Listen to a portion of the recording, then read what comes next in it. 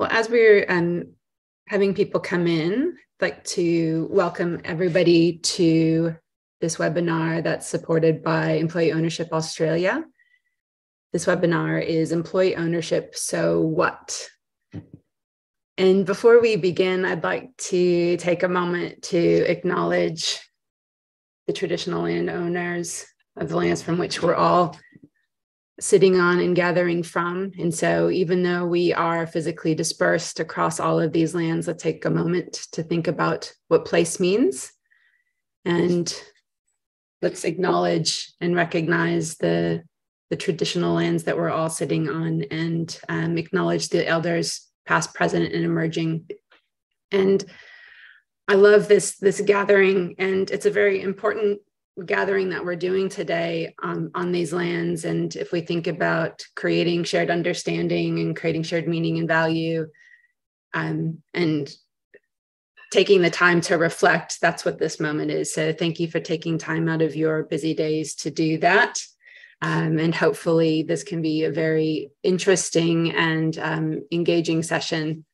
Even in the webinar, the shape of webinars, I know sometimes can make that feel a bit challenging. So what we'd like to do today is to really encourage you to be sharing your questions and your comments, and hopefully we can see about how we can start to connect with each other about these topics. So before we begin, I'd like to just do a quick round of introductions for the panelists who are here, just so you get a sense of the perspectives that we're bringing. And if you would like and are open to, would love to know where you're from, and in the chat. So if you could put that in there as well. Simon, would you like to introduce yourself? Certainly. Good morning, everyone, and thank you for taking the time out of your busy days to listen and hopefully have an engaging conversation on employee ownership.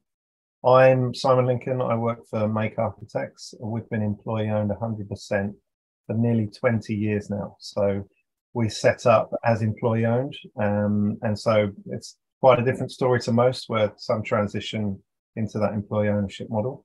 We started day one. We're originally from the UK, so out of London. We've now got studios in Hong Kong, Sydney, and in London. I've been at the company 19 of those 20 years, which hopefully has some reflection on the model and the culture, and certainly lots of other things that we'll be discussing today. Look forward to engaging with you all. So thanks. Thanks, Simon. Andrew? So Andrew Clements. My contribution today will be small. I'm the chair of Employee Ownership Australia, and my role today is to listen and curate the questions as they come through. So please put lots of questions through, because I love asking questions. You're very good at it, Andrew, and we appreciate that. And my name is Janna DeVylder. I am a board member of Employee Ownership Australia, and also I am a co-founder of Meld Studios, which is employee owned by trust. So we were able to be the first Australian-based organization to set up as an EOT within Australia. So I'm wearing the hat of not being employee owned to becoming employee owned. Simon's been in an employee owned business from the beginning, and I know many of you will be coming from organizations that have some form of employee ownership or shared plan or different, or cooperatives, mutuals, things like that. So I'm definitely looking forward to not only talking about EOTs, but just talking broadly around what does it mean to be employee owned. And so today's focus is really on that shift from not just the shift, but from not being employee owned to becoming employee owned. But what does it mean once you are employee owned? Just to give us a bit of a framing for starting the conversation, let's think a bit about this in terms of sort of three phases of being, if we may be so bold. A lot of times organizations and businesses are set up as not being employee owned from their origin story. So, I mean, I guess when Meld started, it was just three of us, so we were the only three employees. So we owned it. But then once we started hiring employees, that definitely became a very different thing. So let's imagine that state is X. We are not employee owned. We have some more traditional ownership structures. Then there's this process of becoming employee owned, or you start your organization as being employee owned, as Make did. But there's a process of becoming employee owned. And in that decision to become employee owned in some shape or form, there are decisions that you get to make. And some of those decisions are fundamentally things change, and some things just stay the same. And so what this is meant to a bit, I guess, spark for us is that some things structurally, technically become true because you're employee owned. And some things are really up to you and to the nature of how you run your business, if those things are going to be true or not. So that's just a framing that we'll keep in mind as we're having some banter and reflection on some of these different parts and pieces, because I think it's really important to note that some of the things that we might talk about today, which are really great attributes of being employee owned, are not technically tied to the act of flipping that switch. So let's say that you have an ESOP program set up. That doesn't automatically make your business a more transparent, collaborative business. There's other things to do. And so when we think about just at the highest level, and this is a starting point, and would love for you to also contribute either questions or different areas that you'd like to dive into. If we think about once you are employee owned in some shape or form, there's technical structural things that potentially change. There's mindset and culture things that potentially change. And then there's financial things. And some of those financial things, particularly if you're some forms of employee ownership where you have a direct holding, there are literally like a share is in somebody's hand. That is just the nature of being employee owned. But the meaning of that, what does that mean to your employees? What does that do for the business? Is really into that deep depends. And so that's what we want to talk about today, is some of the nature of these things. We're not going to sit here today and say that everything's easy and that it's just a flick of the switch, because, oh boy, I wish it was. So I'm hoping that we can talk about some of that nitty gritty stuff around some of the challenges, with also the goal of really saying, but here are the possibilities and how do we really kind of fall into that. And so, Simon, I thought maybe we could start with you a little bit of some storytelling. Yeah, do you want to talk a little bit about your experience?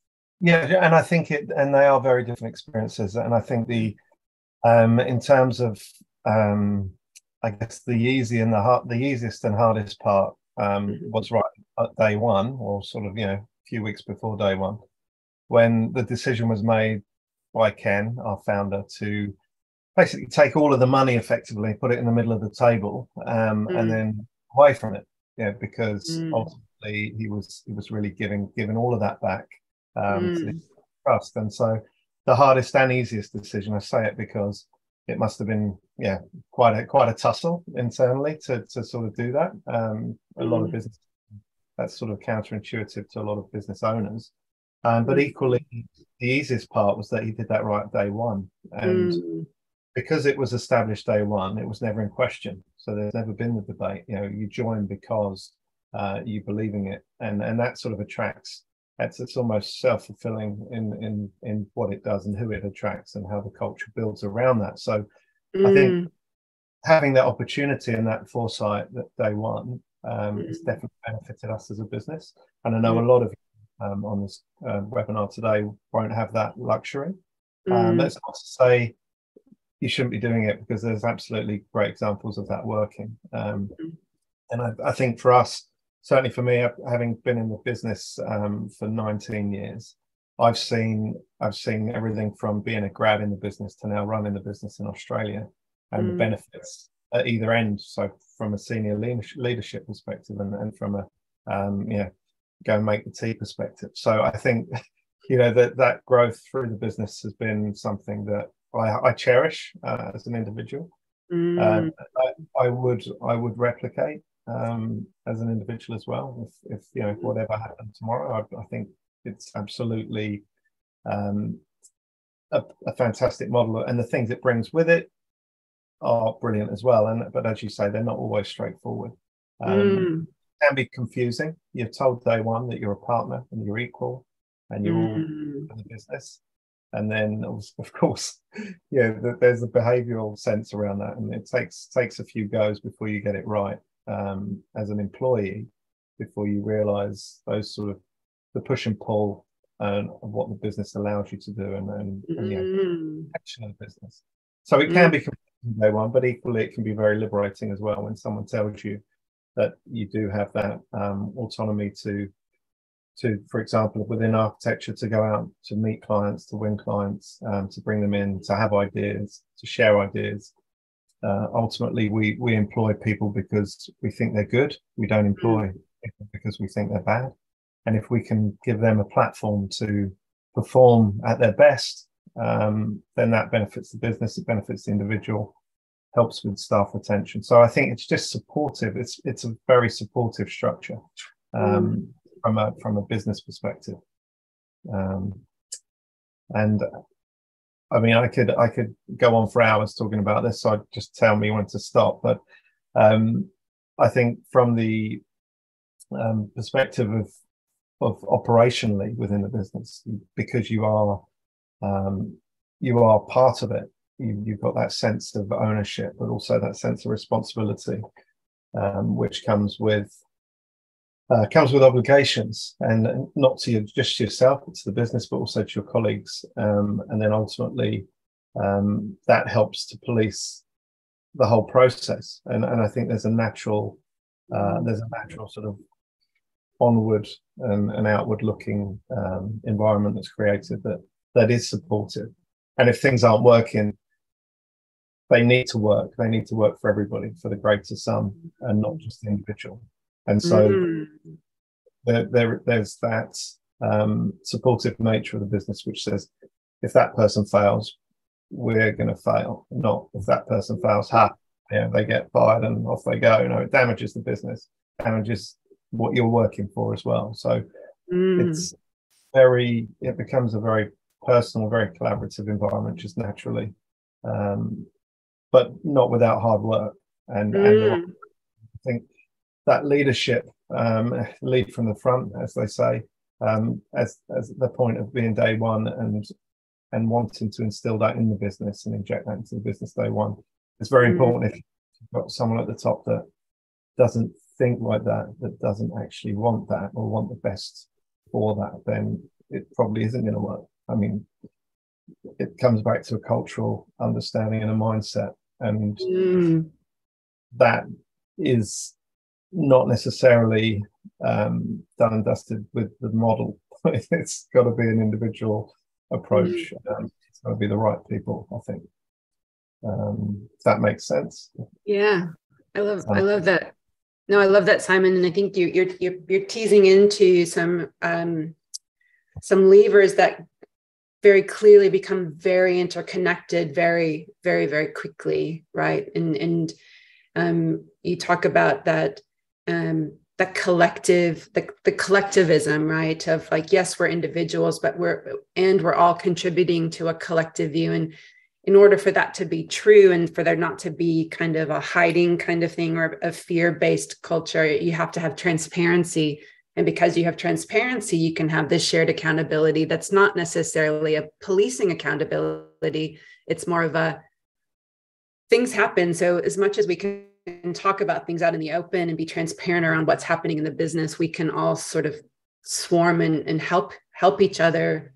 It's creating a bit of an environment in which it's a collective, it's a reliance on each other, and you're bolstered by each other is what I'm hearing, which is kind of the shift away from sort of that competitive, like, not to say that competition's always bad, but I can hear a bit of it's a very different dynamic. Yeah, and it's funny because somebody asked me about this, and it's not like we're all extremely ambitious within the company, and that you would think would potentially be a conflict with that hand in hand sort of collaboration. But actually, I think if you take the ego out of that ambition, if that's possible, if you kind of take the bad bit out, which often fuels those nasty parts, and you collectively tune that ambition as a team, like we've seen with the sports teams. You see with many teams, if you've got a common ambition, and you're all ambitious, then it has to lead to an element of success, surely. But the competitive nature exists, but it exists in a way where it's supported. I would not want to work with anyone else than a competitive, driven individual that has ambition. I mean, why would you want to work with anyone that doesn't have that? It doesn't make any sense. Should you be threatened by it? That comes, this comes down to mindset and culture, as to how you're perceiving that as a benefit or as a con. And I think we all benefit from that energy. And I think this is where you digress a little bit from employee ownership and back to culture. But there is a framework that the business allows that mindset and culture to operate within, and it's different to just being sort of handed down tasks from the top and then handing the money up to the top. Nice. I think that sort of exchange up and down the chain is something that doesn't happen in our business. It's handed side to side, and I think there's not that direction. It's a linear direction. We have a question that's come in that I think is a nice bridge to some of the parts that we were just talking about. So the question was, when you say put the money on the table, I'm interested to know of the options you were aware of that provide a financial return to founding members for the work they have already done in building a business that might convert to employee owned. This answer could support many existing business owners with an alternative to selling their business to one buyer and ensure that loyal workforces are given the opportunity to step into ownership collectively. It's a wonderful question. And while it does kind of talk about this sort of shift around which form you would take and why you would go into a different direction, I think what you're really teasing into is the concept of longevity, the concept of longevity of the business, while also getting the reward. And so just to speak anecdotally about Meld, I guess in that shift, we were looking from a succession planning point of view. The three founders still wanted to remain in the business. We had been presented with opportunities of buyouts from three larger organizations.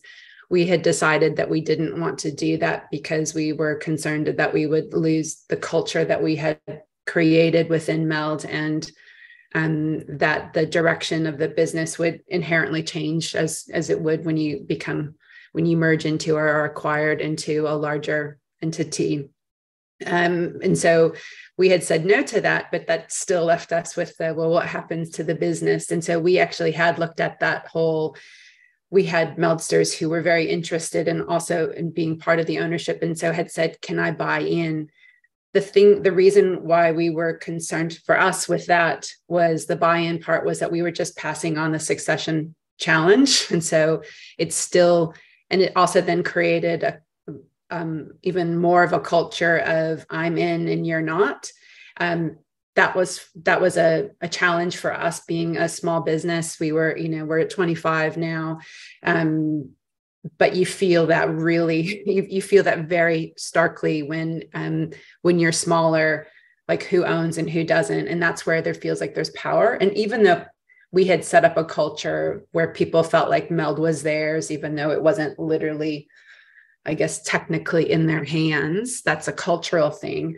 There is that lingering effect of, well, ultimately you get to make all the decisions. And so we're kind of, I'm devoted and I care about this business, but what does that mean for me in the end? So I can speak to EOTs as being one of those alternatives in terms of there are ways we are being bought out over time, even though we are acting 100% employee owned.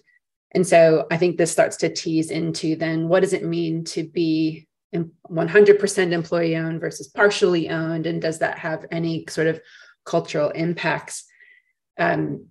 So we are getting financially rewarded for our investments over the years. There's lots of ways that you can do that. And so I think what Simon is talking to is that was established from the very beginning, and that there were ways even in that. I believe, Simon, that the founder of Make was able to set up structures in order to get the benefit of his own investment into that as well. So it's not that has to be so separated. Is that fair to say? Yeah, it's not. I think the main concern was exactly that, was succession at the start. And I think so. We've never borrowed any money as a business, and we've always been in credit, which is quite unusual for a business. So we've never operated in that sort of debt environment. Mm-hmm.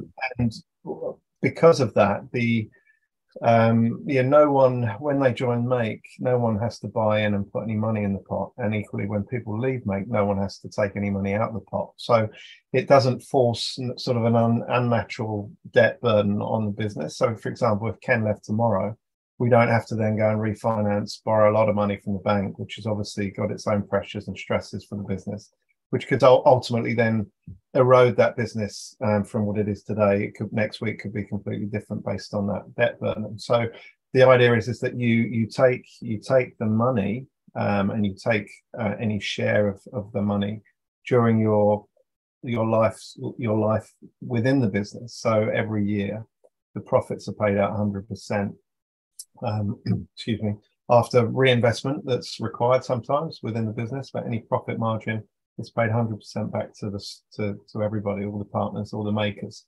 And I mean, without the details, I'm sure Ken gets paid a lot more than I do. I hope he does.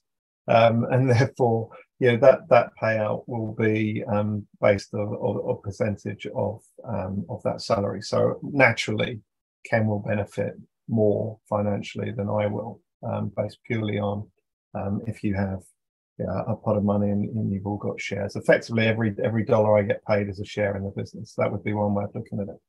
And then every year, if I get paid more, my share of holding increases. So it's really quite simple. You get a percentage back based on the success of that year. So you don't miss out. But what's not happening is that it's not an arbitrary, it's not performance based. Yes, it's a profit share. It's not a bonus, and I think that's quite a clear distinction. For a long time, we've called it a bonus, but actually, it's not a bonus.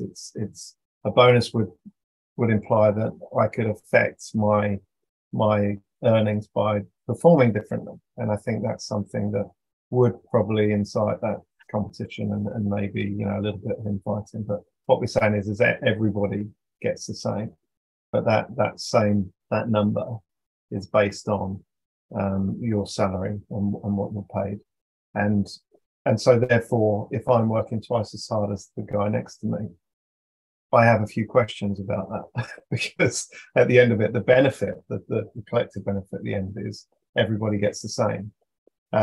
So that's the kind of leveler, I think, which is really interesting. Simon, sorry, and sometimes frustrating, to be perfectly honest. I mean, that can be frustrating as well. You can't necessarily directly affect your individual outcome, but only ever the benefit of business. So I think that's great, but for some people, they see it as good and bad. Yeah. Sorry, Simon, can I just ask a question on that? Because one of the dilemmas that's very often put forward or discussed in terms of particularly allocated share plan schemes or allocated employee ownership is the lack of flexibility in dealing with some of that reward mechanism that you just discussed. So I was really interested to hear your observations on, in a sense, the flexibility of the profit share that you've got through, if I can call it, an unallocated employee ownership. Yeah, it's interesting. So when we first started, and it's funny that you've zoomed in on that. So I was going to mention the fact that we had the baseline sort of profit that was paid throughout the business, and everybody had that. And then we had 6 votes, so we could actually vote for the individuals within the business that we believed, and we couldn't vote for ourselves, we believed deserved, had actually worked or visibly worked exceptionally well, and so we could almost gift that to our colleagues and say, well, you deserve a vote, you deserve a vote.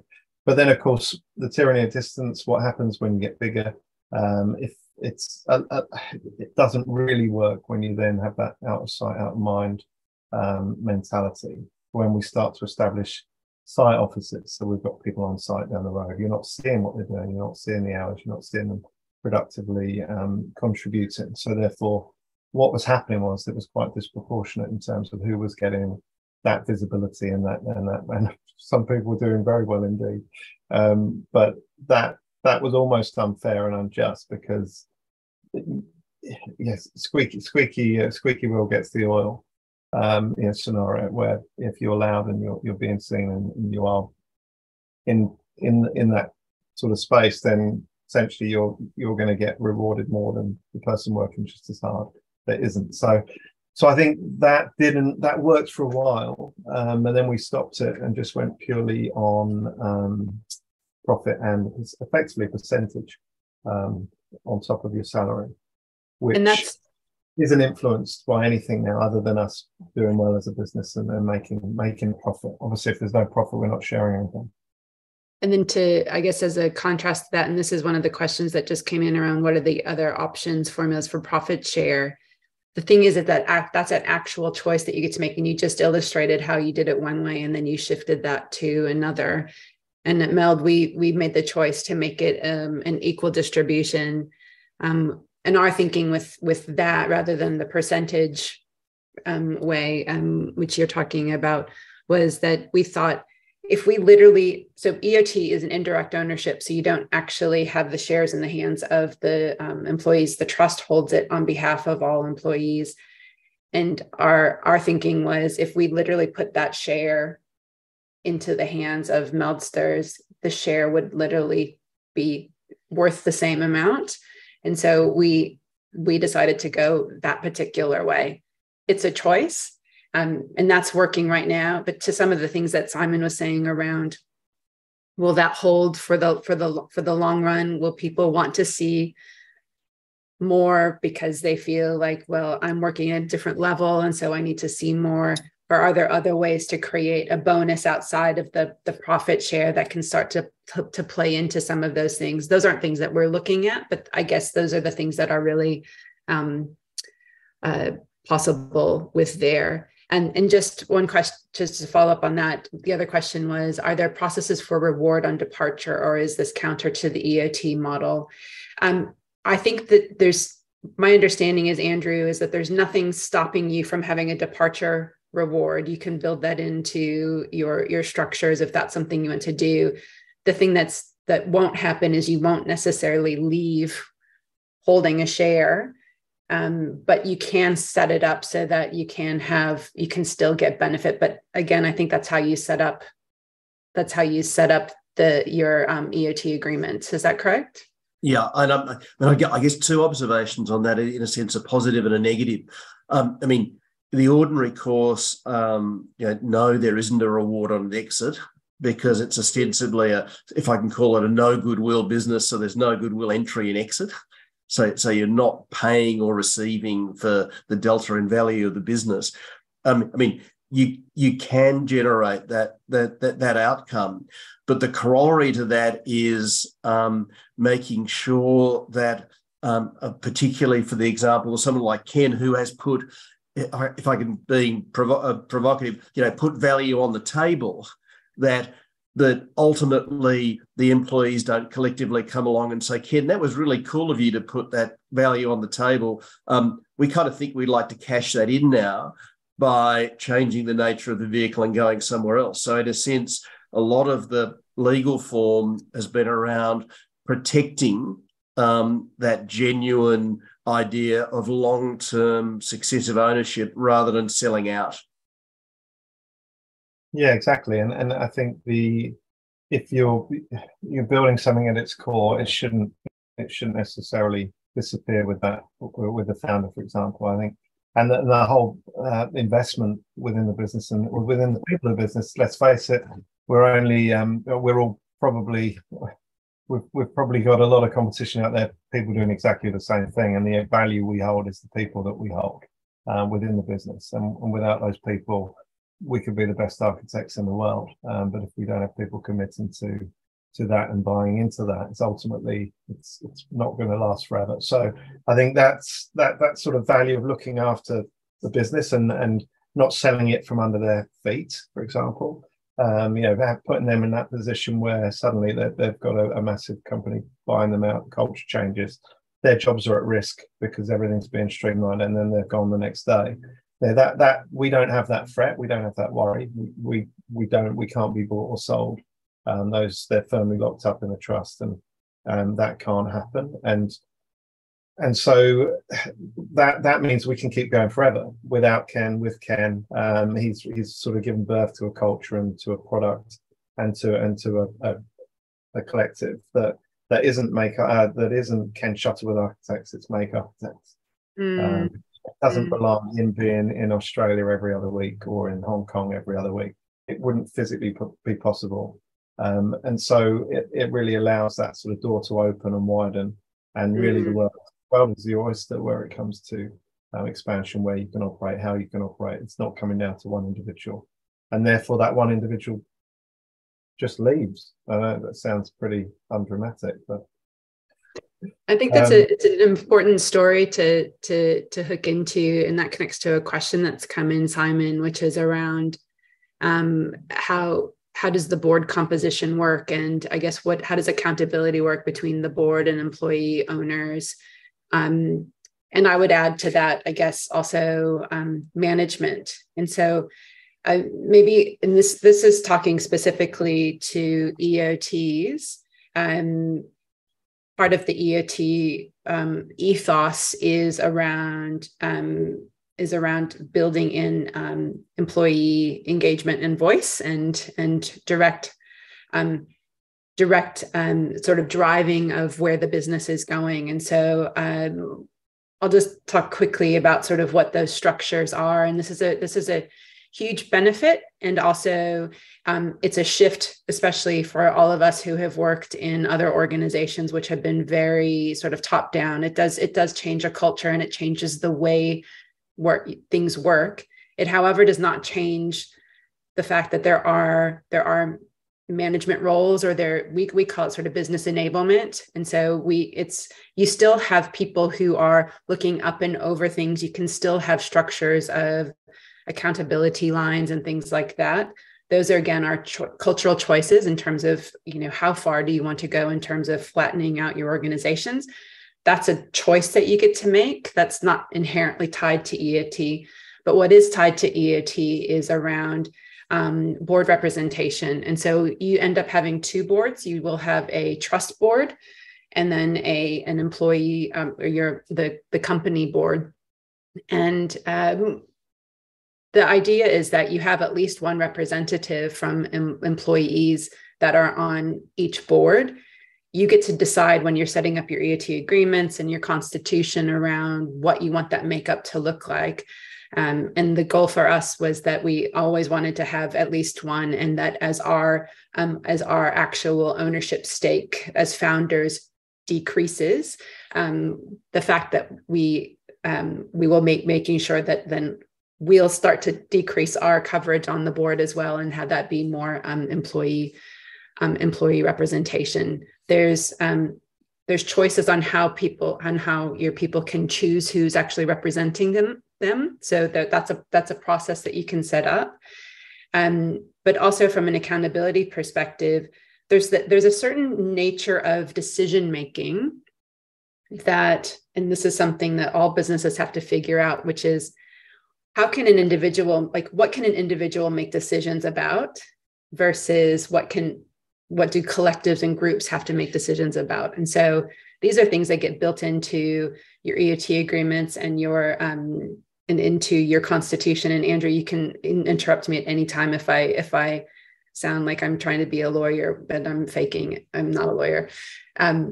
The thing about that is, if the nature of the business was going to fundamentally change, if you're going to change the name, if you were a design company and wanted to become an accounting company, if you wanted to make a huge investment in we're going to buy a building, those are all things that the employee council, I almost think of the employee council as as an employee board.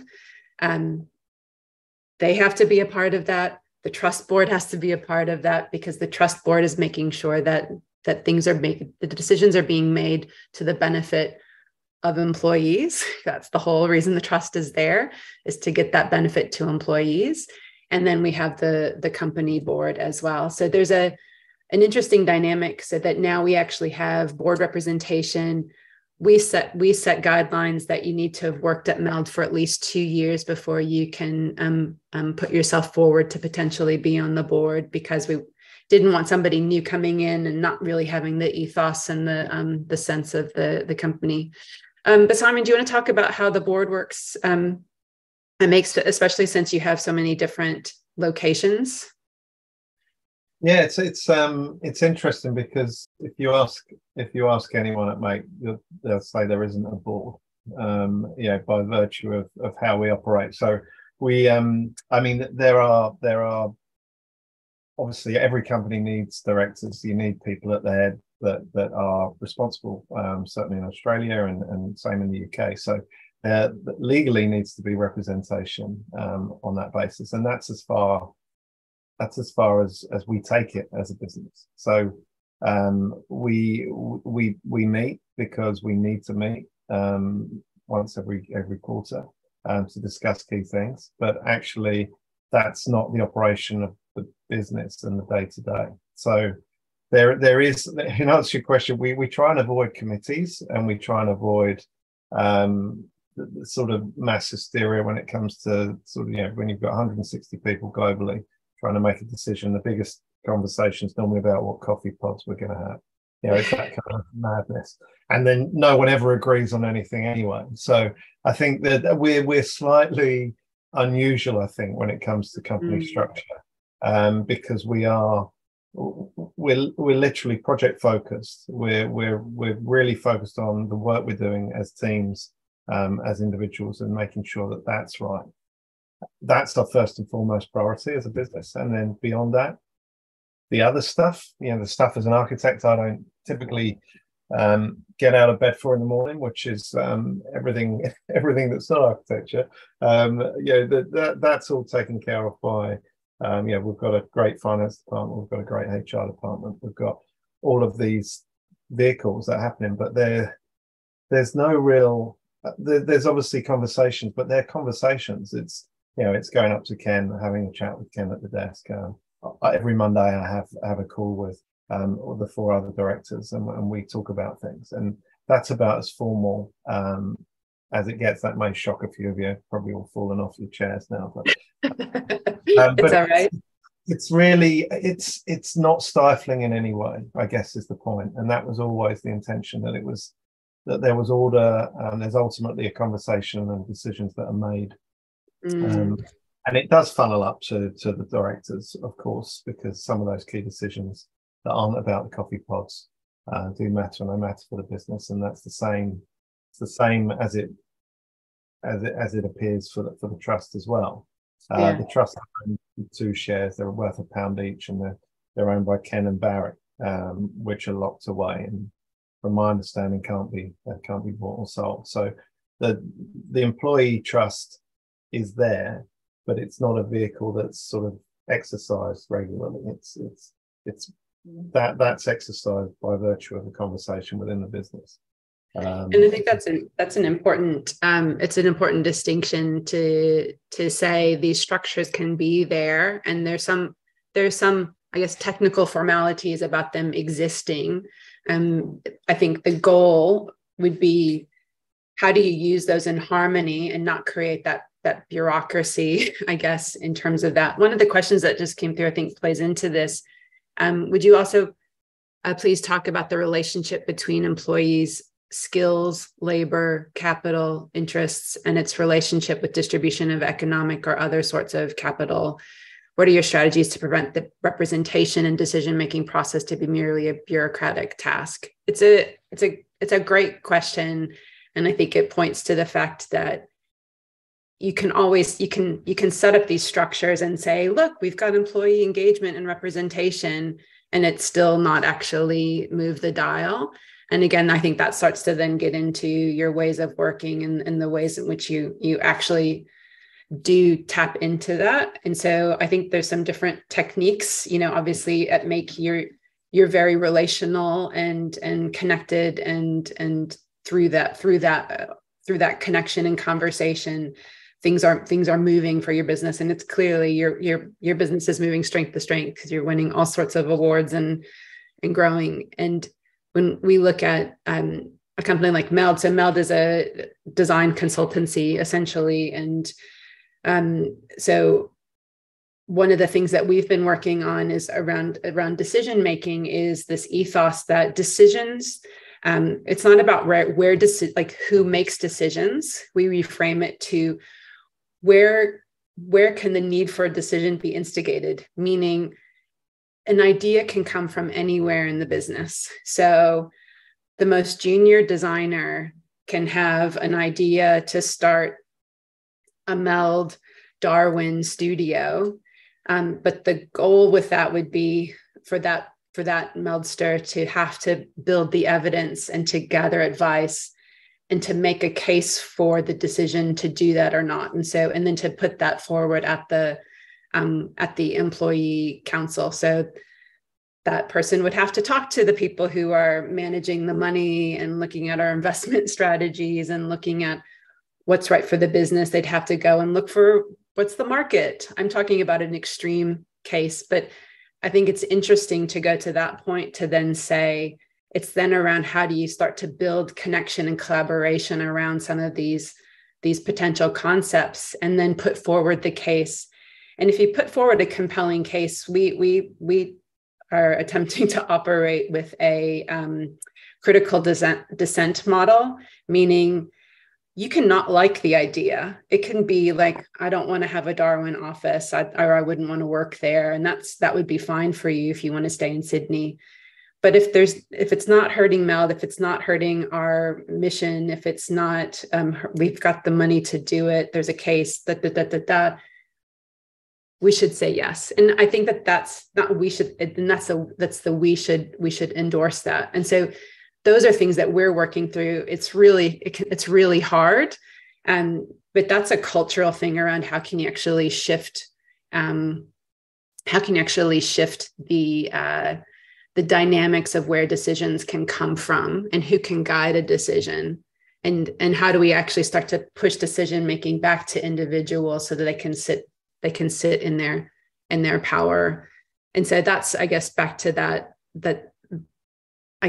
equity in the workplace, and where sort of how does labor then translate into outcomes. The goal would be to kind of break down those bureaucracies, but that's again a cultural decision that we've made.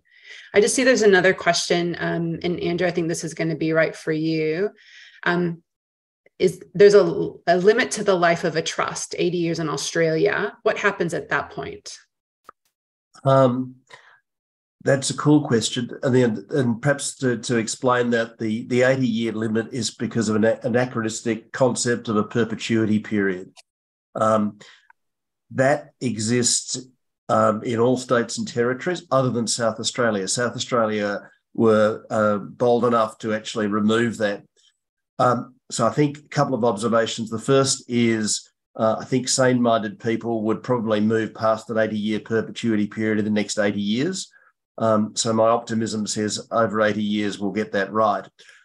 Even if that weren't the case, what you would do at the end of the 80-year period is then vested into another legal form, so that you could then, in a sense, clone or recreate the vesting of into a new trust.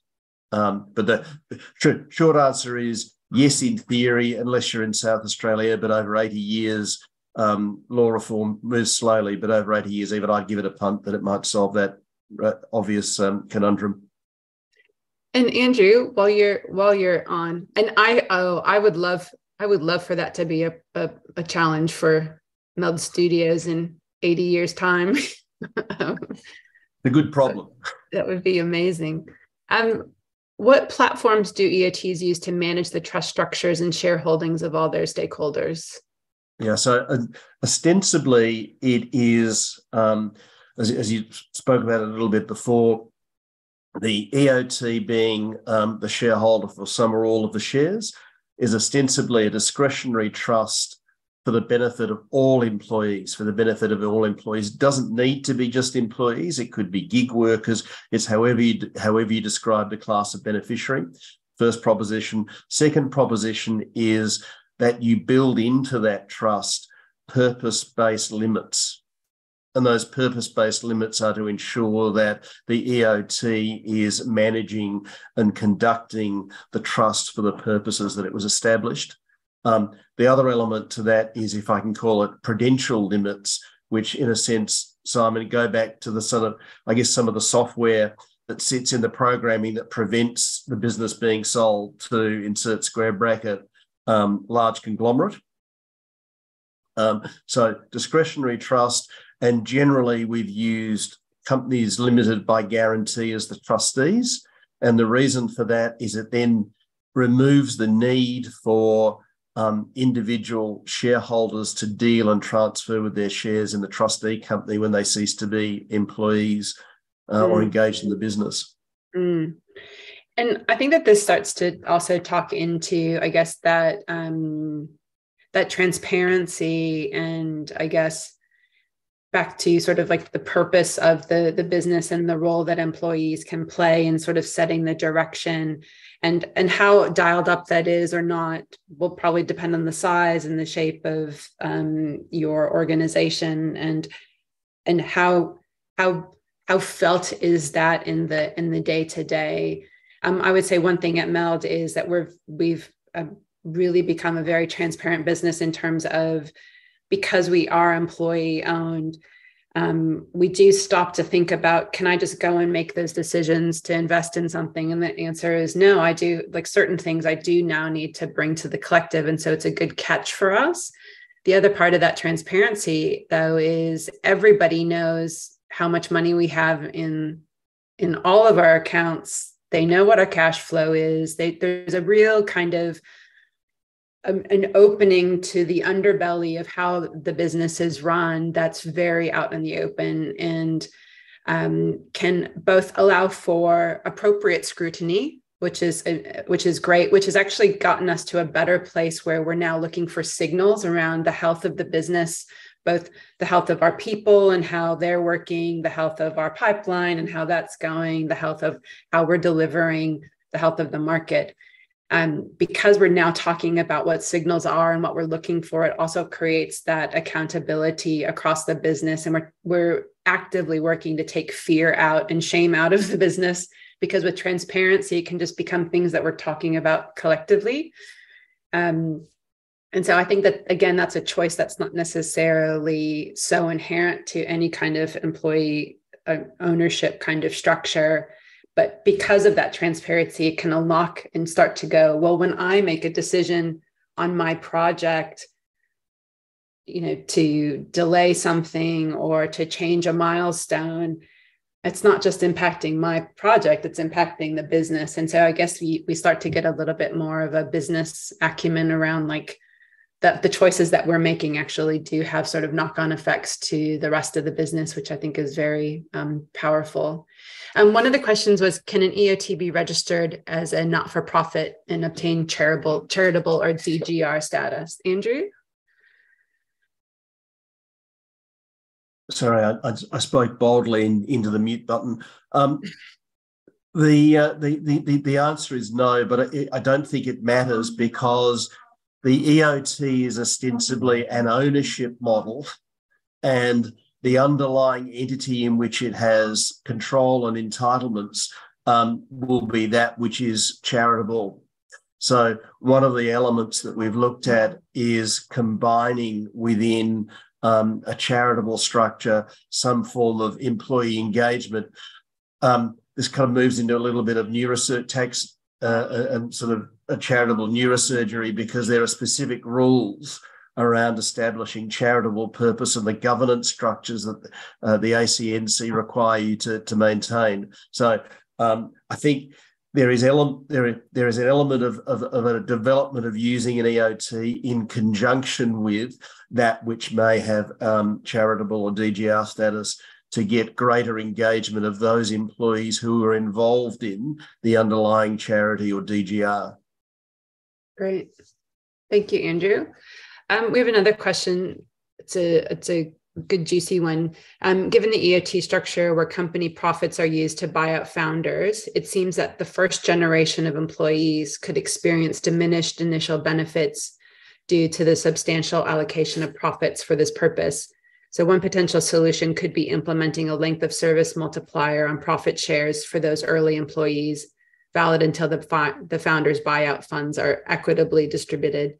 However, this approach doesn't fully address the issue of early leaving first generation employees who may not reap equivalent rewards as subsequent generations. So the question is, how might we better address this discrepancy and ensure a fair reward system? This speaks directly into the challenge that we saw with Meld, was because we were doing the buyout over the 10 years, we didn't want to be like, keep working really hard and in 10 years time you'll feel something. And so we shifted to acting 100% employee owned from the very beginning, and we set that 25% of the profit will always be distributed first to our employees, with the other amounts going into investment and buffer and all of that stuff. And then the other 25% can be used for buyout. The way that we did that. So the first year, we actually didn't do any share buyback of founders. We only gave profit to employees, specifically because we wanted people to feel like there was an actual financial connection back into your effort contributes to your impact, collective impact, to then our collective reward. That did huge things for us, I think, in terms of just really demonstrating that we were serious about it. Last year, we were able to do both. This year, markets are kind of not happy places for most of us. And so we probably won't do any of those things. But we're still all together, and we're still a healthy business. And so I think what it goes to show is that you still have give and take. And like Make, we never wanted to take on debt. So we also, as founders, were like, we never want Meld to have to take on debt to actually buy us out. So we've made choices, but those are choices that anybody could make. But to the point earlier, I think those choices and that understanding and communication is really key to transparency throughout the business. So there's no shock at the end of the year. You know, the fact that you're all on board, you're all on the page monthly, quarterly with us. Yeah, we're being reported to, we're being told where the numbers are, where we sit, what the profit's doing, what we need to do, who's paying, who isn't paying.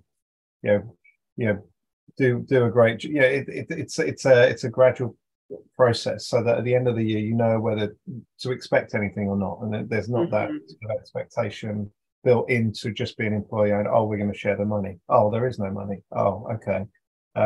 This isn't what I signed up for. So it's a very that transparency really helps with those relationships. I think it's really important. The other thing to say on that is that if you join 6 months into that year, obviously you're prorated for 6 months of profit share for that year. So it's not like you just suddenly get everything that year did for, it's everything that you're contributing to as an individual. And that's also, that takes a while to kick in as well. So, for the first 6 months, you may not see anything. We pay out every 6 months, so March and September, rather than we used to just pay in March at the end of the financial year back in the UK, which was April. But that's then split into 2 payments now. And that also helps us measure the business to see whether in 6 months' time we can still afford to pay it, because that's always the question as well. Collective, can we afford as a business to pay that profit share from last year? Should we reinvest that? Do we keep jobs going? Would you much prefer to have a job and we all sort of we take a hit, or so those conversations happen. And it's really important to understand that. And some people are interested in it and some people aren't. And for the management of the business, most architects just want to come to work and be good architects, and not interested in this. Some people really love it and some people don't. So the management of the business, there's a natural attrition to where people sit and what people want to do and how far they want to take it and how much they want to be involved with those decisions. So some people aren't interested, some people are super interested, some people are obsessive, some people aren't. It's a very individual thing. So we're just creating this very broad tapestry of people within the business that hopefully all work miraculously sometimes. It just gets together and happens. But it's complicated. People are complicated. We're all complicated. It's not easy. That's right. We just have a few minutes left, and we have just some questions that are far ranging in terms of software systems that assist in managing the trust. We don't use any, but I'm sure that there's probably some. I'll have to see if we can find out some of that information and send that out after. Anthony, these are great questions, nerd or not. Another nerd question: a non-distributing, not-for-profit cooperative without shares could play the same role as a company limited by guarantee? Andrew? Honest answer is haven't thought about it. Okay, that's good. With 3 minutes to go, we'll let you think about it. How did Meld co-founders figure out all the options and implications for shifting to an EOT? We connected in with EOA. We're not the usual story because we saw the UK model of EOT and we were like, we want to do that. And we went to advisors and people said, you can't do that.